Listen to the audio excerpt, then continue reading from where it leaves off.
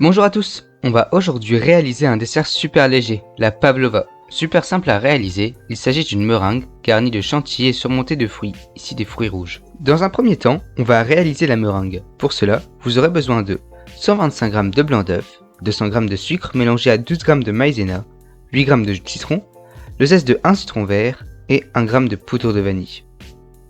Commencez par mettre les blancs avec le jus de citron et faites tourner quelques instants à faible vitesse. Dès l'apparition des premières bulles, ajoutez un tiers du sucre et fouettez à vitesse moyenne. Quand ils commencent à monter, ajoutez alors la deuxième partie du sucre.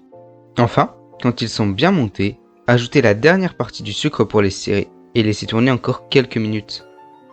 Quand ils prennent cette texture, appelée bec d'oiseau, arrêtez quelques instants votre batteur et remettez à pleine puissance le temps d'incorporer les zestes et la vanille. Ensuite, sur une feuille de papier sulfurisé, tracez un cercle de 20 cm puis retournez votre feuille. Disposez la meringue au centre et, à l'aide d'une palette ou d'un couteau, faites une sorte de dôme. Ne vous inquiétez pas s'il est petit et pas uniforme, il va gonfler au four. Ensuite, avec votre palette, tirez la meringue pour créer des sortes de vagues comme ceci.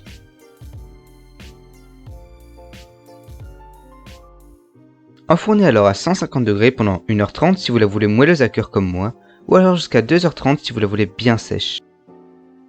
On va ensuite passer à la crème chantilly mascarpone. Vous allez avoir besoin de 200 g de crème liquide entière, de 100 g de mascarpone, de 25 g de sucre et d'une gousse de vanille.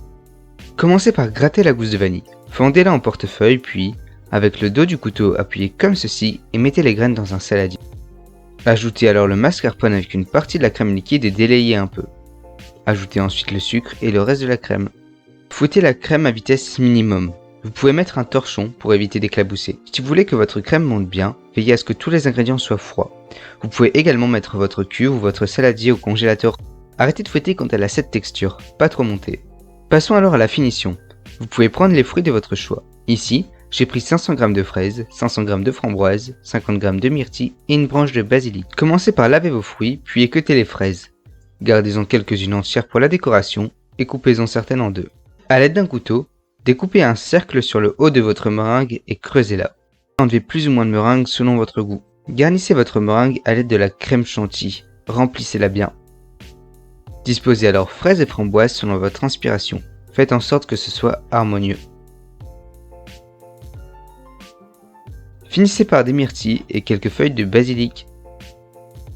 Voilà, la vidéo est terminée. J'espère que cela vous aura plu. N'hésitez pas à aimer et à vous abonner.